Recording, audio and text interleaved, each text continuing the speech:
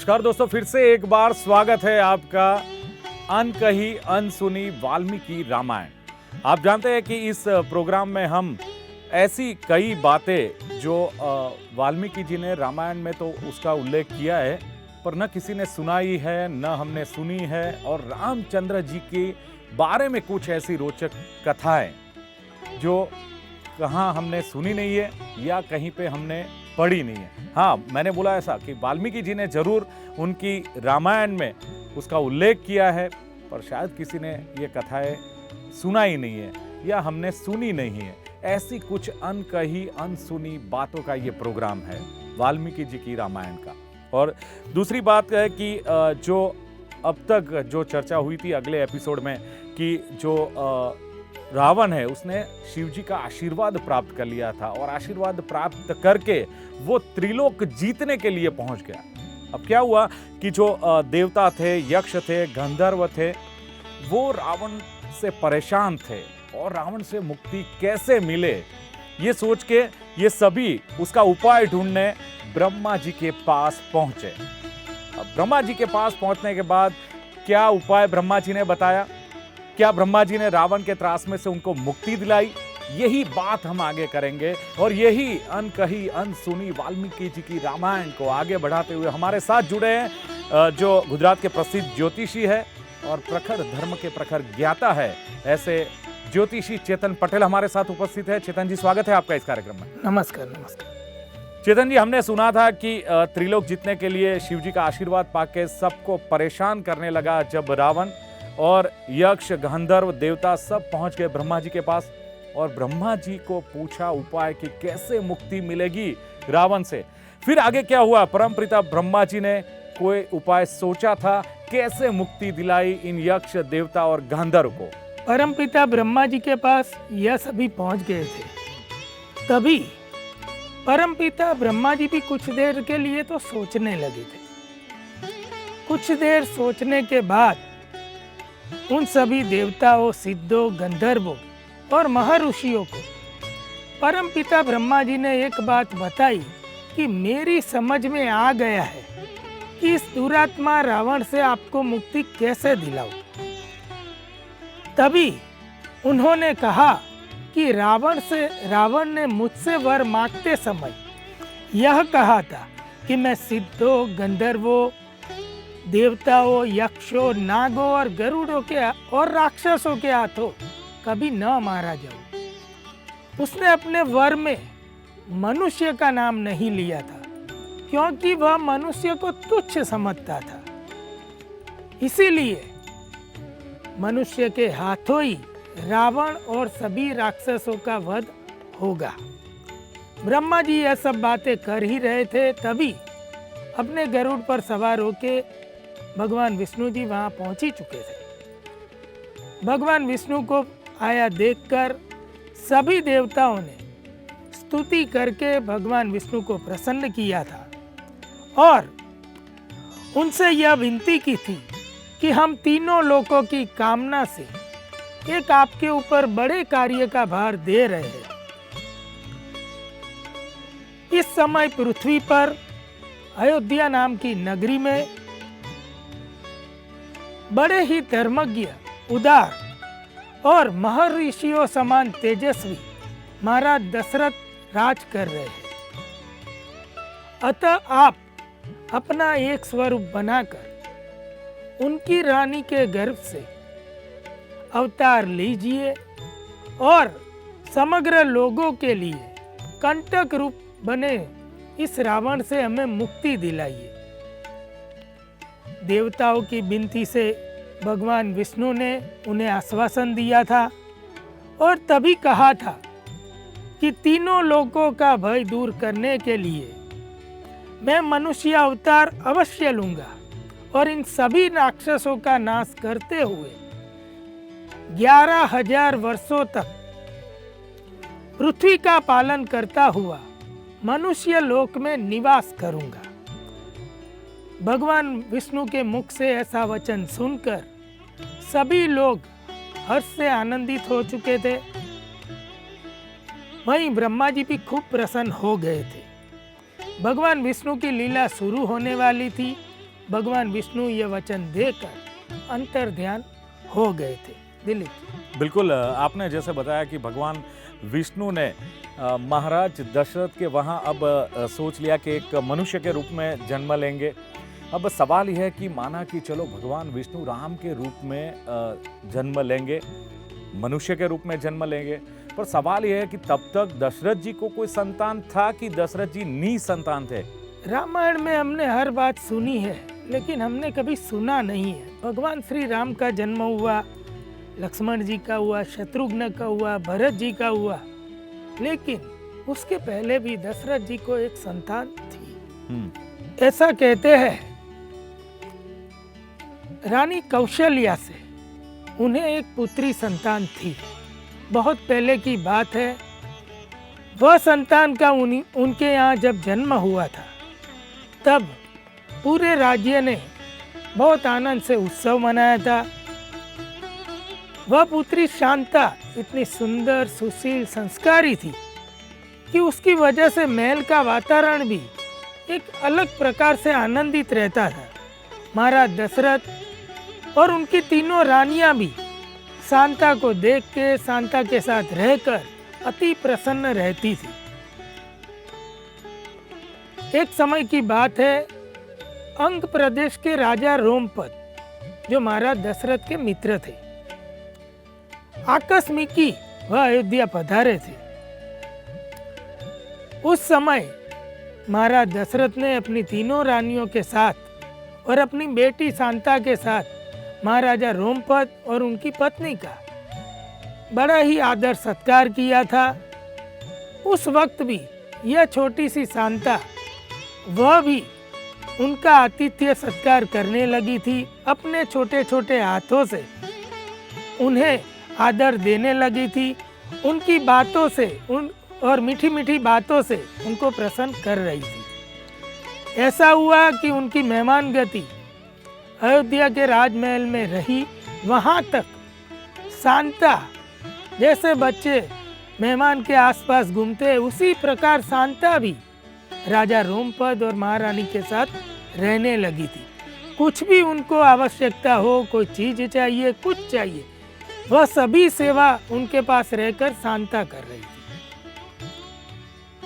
बहुत दिन उनके साथ रहने से उनको भी शांता से लगाव हो गया था और शांता को भी उनसे बहुत लगाव हो गया था। कुछ समय के बाद राजा रोमपद के जाने का समय हुआ। उस जाने की अगली रात को वह अपने मित्र महाराज दशरथ के साथ बैठे थे। तभी जाने के सोच से उनका थोड़ा मुंह उतर गया था और थोड़े वे चिंतित भी दिखाई दे रहे थे। महाराज दशरथ ने राजा रोमपद से पूछा कि मित्र, आप क्यों इतने चिंतित हैं? तभी राजा रोमपद ने कुछ न कहते उनकी आंखों में पानी आ गया था और उस समय महाराज दशरथ भी गमगीन हो गए।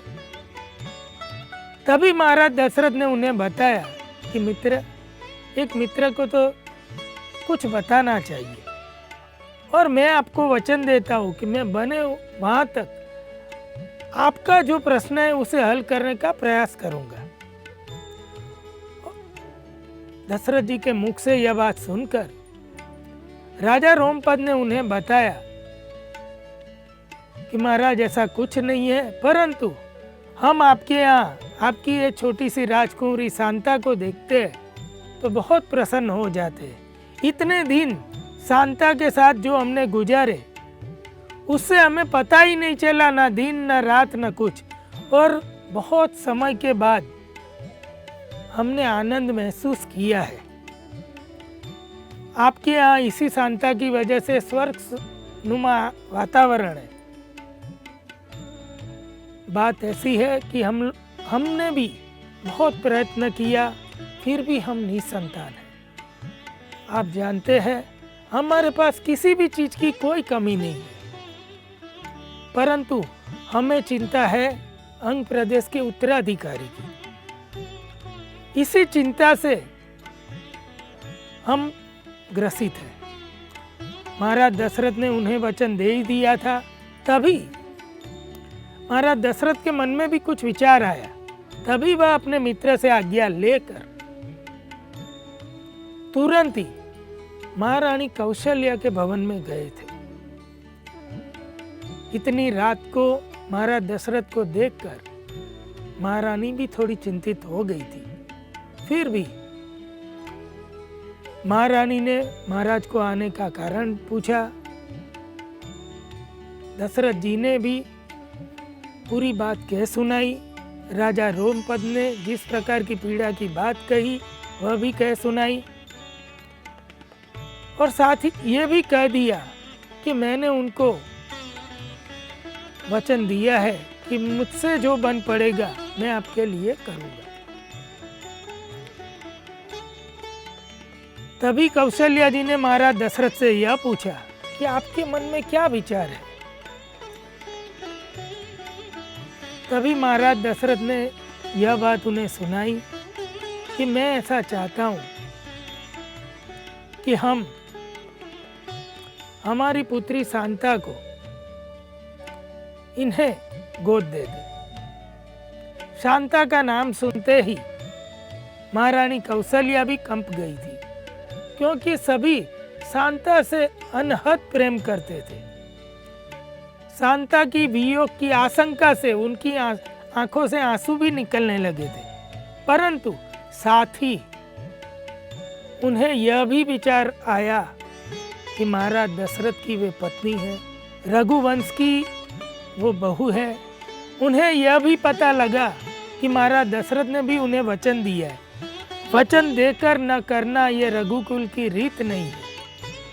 महारानी ने एक छोटे से समय में यह सब सोच लिया और महाराज दशरथ को यह भी बताया कि आप भी चिंतित न हो, आपका वचन पूरे रघुकुल का वचन है, और अयोध्या के महल से कोई खाली जाए यह भी अयोध्या की शोभा नहीं है। ईश्वर की कृपा से आगे भी संतान होगी, आपको 3 रानियां हैं। ऐसा आश्वासन के शब्द बताते वह भी महाराज दशरथ से कहने लगी थी कि आपने जो विचार किया है वह उचित है कि हमें शांता को उन्हें गोद दे देना चाहिए। और इस प्रकार कौशल्या जी की सम्मति लेकर महाराज दशरथ ने विधिवत राजा रोमपद को शांता गोद दे दी थी। इस प्रकार उन्हें ऐसा कहते हैं कि उनकी जो राजकुमारी थी वह शांता थी, वो अंग प्रदेश के राजा को दे दी थी। शांता को लेकर राजा रोमपद और उनकी पत्नी महाराज दशरथ से आज्ञा लेकर अपने प्रदेश जाने के लिए निकल गए थे। कथा ये कहती है कि भगवान श्री राम का जन्म हुआ उसके पहले भी महाराज दशरथ को शांता नाम की लड़की की कुंवरी की संतान थी। बिल्कुल चेतन जी, आपने बताया। दोस्तों, हमने कभी सुना नहीं था कि दशरथ जी को पहले शांता नाम की गुणवान सुंदरी एक लड़की भी थी और वो उस राजा को दे दी। कहीं सुना नहीं है। हाँ, हालांकि जैसे चेतन जी बताते हैं कि ये सब वाल्मीकि रामायण में जरूर लिखा है, पर हमने सुना नहीं। बस ऐसी अनकही अनसुनी बातें कुछ आगे हो रही है। अब चेतन जी, सवाल ये है, आपने बहुत अच्छी बात बताई कि शांता नाम की एक पुत्री भी थी दशरथ को, और वही वो राजा को, उनके दोस्त को उन्होंने दे दी। अब सवाल यह है कि इसके बाद जो राम, लक्ष्मण, भरत, शत्रुघ्न, ये 4 संतान थे दशरथ जी को, कब उनका जन्म हुआ, कैसे जन्म हुआ, इसका इतिहास क्या है? संपूर्ण धर्मों को जानने वाले अयोध्या के राजा महाराजा दशरथ इतने प्रभावशाली होते हुए भी निसंतान थे। उनके वंश को आगे बढ़ाने वाला कोई नहीं था। पुत्र के लिए महाराज दशरथ अति चिंतित थे। तभी उन्होंने अपने पुरोहित वशिष्ठ जी की आज्ञा से नगर के श्रेष्ठ मुनियों, सिद्धों, ब्राह्मणों और पंडितों को बुलाकर पुत्र प्राप्ति के लिए क्या उपाय किया जाए कोई यज्ञ किया जाए या कुछ उपाय किया जाए, इसके बारे में सोचने को कहा था।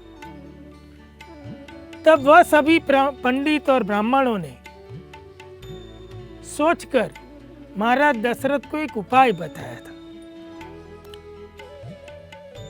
सभी ने प्रसन्नता पूर्वक यह कहा कि आप अश्वमेध यज्ञ कीजिए और उसी से आपको पुत्र की प्राप्ति होगी। यह सब सभा में महाराज दशरथ से बात होने के बाद सभी मुनि, सभी गुरु और सभी ब्राह्मण के जाने के बाद एकांत में महाराज दशरथ के अंगद सारथी सुमंत ने महाराज दशरथ को यह बताया कि इन सभी मुनि, ब्राह्मण और इन गुरुओं के हाथ से आपको यज्ञ करने से पुत्र प्राप्ति नहीं होगी। महाराज दशरथ को पुराण की एक कथा कह के सुमन जी ने आगे यह बताया कि पूर्व काल में भगवान सनत कुमार ने ऋषियों के एक कथा सुनाई थी। यह कथा आपकी पुत्र प्राप्ति से संबंधित है, इसीलिए मैं आपको भी बताता हूं। सुमंत ने महाराज दशरथ को यह बताया कि एक समय की बात है कि अंग प्रदेश में वर्षा नहीं होती थी। जब श्रृंगी ऋषि के कदम पड़ने से वर्षा हुई थी। आप उसी श्रृंगी ऋषि को किसी भी तरह आपके पास बुला लो, वह जब यज्ञ करेंगे तभी आपको पुत्र की प्राप्ति होगी। और यह श्रृंगी ऋषि और कोई नहीं है, यह आपकी पुत्री जो आपने अंग प्रदेश के राजा रोमपद को गोद दी है, उनके पति है। तो आप पुत्र प्राप्ति के लिए उनसे यज्ञ करवाइए। बिल्कुल चेतन जी, अब श्रृंगी ऋषि की बात आई कि श्रृंगी ऋषि को बुलाइए, उनसे यज्ञ कराइए तो पुत्र प्राप्ति होगी। दूसरी बात आपने ये बताई कि श्रृंगी ऋषि कौन है, तो आपने ये बताया कि शांता का विवाह जिससे हुआ वो श्रृंगी ऋषि है। तो अब यहाँ सवाल ये होता है कि श्रृंगी ऋषि और शांता का विवाह कब हुआ था, कैसे हुआ था, ये बात आपने बताई नहीं है। सुमंत की यह बात सुनकर महाराज दशरथ ने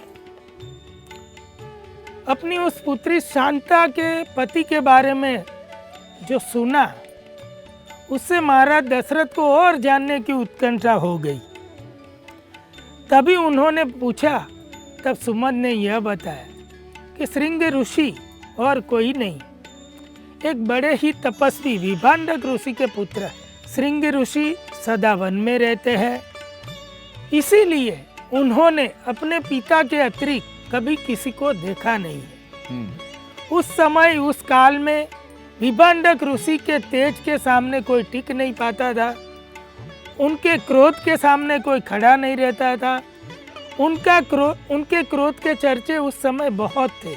कई को उन्होंने ऐसा कहते कि क्रोध से भस्म कर दिए थे। इतने क्रोधी स्वभाव के, सिर्फ अपनी तपस्या में लीन रहने वाले श्रृंगी ऋषि के पिता विभांडक ऋषि थे। और इसी नक्शे कदम पर चलते हुए श्रृंगी ऋषि भी हमेशा पिता के स्वाध्याय और पूजा, प्रार्थना, पाठ और होम हवन में लगे रहते थे। ऐसा कहते हैं कि कभी उन्होंने उनके पिता के अलावा किसी इंसान को नहीं देखा था। एक समय की बात है कि महाराज रोमपद से इंद्रप्रस्थ ब्राह्मणों का अपमान हो गया। तभी इंद्रदेव ने नाराज होकर अंग प्रदेश में वर्षा करना बंद कर दिया था। कई वर्षों बीत गए, अंग प्रदेश में वर्षा नहीं हुई, दुष्काल हो गया, पानी की बूंद बूंद को लोग तरस गए। तभी राजा रोमपद ने भी बहुत प्रयत्न किए, फिर भी वर्षा नहीं हुई। तभी नगर के श्रेष्ठ ब्राह्मण, मुनि और चिंतकों को बुलाया और सभी से उपाय करने को पूछा। तभी सभी ने एक ही बात किया उनको कि आप विभांडक ऋषि के पुत्र श्रृंगी ऋषि को किसी भी तरह अपने नगर में बुला लीजिए, तभी आपके पापों का प्रायश्चित होगा और अंग प्रदेश में वर्षा होगी। यह सब सुनकर राजा रोमपद भी विभांडक ऋषि के बारे में जानते थे, कि उनके क्रोध के बारे में भी जानते थे। तभी उन्होंने उन श्रेष्ठ विचारकों को पूछा, पंडितों को पूछा कि अब किस उपाय से उनको यहाँ लाया जाए। तभी सभी ने सोचकर 4-5 ऐसे मंत्रियों को तैयार किया जो बुद्धिशाली, विचक्षण बुद्धि वाले थे और विवेकपूर्ण रीत से विभांडक ऋषि को मना सके ऐसे थे। उन सभी को वहाँ वन में भेजा गया जहाँ विभांडक ऋषि का आश्रम था। वह सभी भी डरते डरते विभांडक ऋषि के पास गए। बहुत दूर से उनको देखकर जब अकेले वह पड़े, उनके पुत्र श्रृंगी ऋषि वहां से गए। जब वह धीरे धीरे करके उनके समीप गए, विभांडक ऋषि से नमन करके शीश झुकाकर उन सभी ने याचना की कि हम राजा रोमपद की आज्ञा से श्रृंगी ऋषि को लेने के लिए आपके पास विनती करने आए हैं। श्रृंगी ऋषि का नाम पढ़ते ही विभांडक ऋषि की आंखें लाल हो गई। तुरंत ही उन्होंने हाथ उठाकर इशारे से कह दिया कि आप जैसे आए हैं आप वैसे ही लौट जाइए। यह कभी भी होना नहीं है, इसकी मैं आज्ञा नहीं दे सकता। तभी सभी लोग विभांडक ऋषि का क्रोध समझ गए थे, तुरंत ही वहां से लौट गए। पूरी बात आके उन्होंने राजा रोमपद को सुनाई। राजा रोमपद भी विचार में पड़ गए। फिर सभी पंडितों, आचार्यों और चिंतकों को बुलाया कि कुछ न कुछ उपाय तो करना पड़ेगा। फिर कुछ चतुर लोगों ने और श्रेष्ठ मुनियों ने एक उपाय बताया। यदि अंग प्रदेश की सुंदर नर्तकियां यह कार्य हाथ में ले तो यह हो सकता है। ऐसा कहकर उन्होंने राजा रोमपद को यह बात सुनाई। राजा रोमपद के मन में भी यह बात जची। उन्होंने नगर की श्रेष्ठ और सुंदर नर्तकियों को उनके पास बुलाया। चलो भाई, नर्तकियां आई। अब श्रृंगी ऋषि को लाने का ये पूरा जो मामला है, श्रृंगी ऋषि आए कि नहीं अंग प्रदेश में, उनका जो तकलीफ थी, जो मुश्किलें थी, उनको दूर किया कि नहीं। दोस्तों, हम जानेंगे अगले एपिसोड में कि श्रृंगी ऋषि आए और कैसे इनको इन सब आपत्तियों में से बचाया कि नहीं। पर आज बस इतना ही, और यही है कुछ अनकही अनसुनी रामायण वाल्मीकि जी की। आगे भी हम जानेंगे कि इसमें श्रृंगी ऋषि आते हैं, क्या करते हैं, नर्तकियां क्या करती है, उनको लाने में सफल होती है कि नहीं। चेतन जी, यही प्रोग्राम में आप उपस्थित रहे, आपका बहुत बहुत शुक्रिया। नमस्ते। तो दोस्तों, हम फिर से मिलेंगे ऐसी कुछ अनसुनी अनकही अनसुनी बातें वाल्मीकि जी की रामायण में अगले एपिसोड में। नमस्कार। राम जय सीता राम, राम राम जय सीता।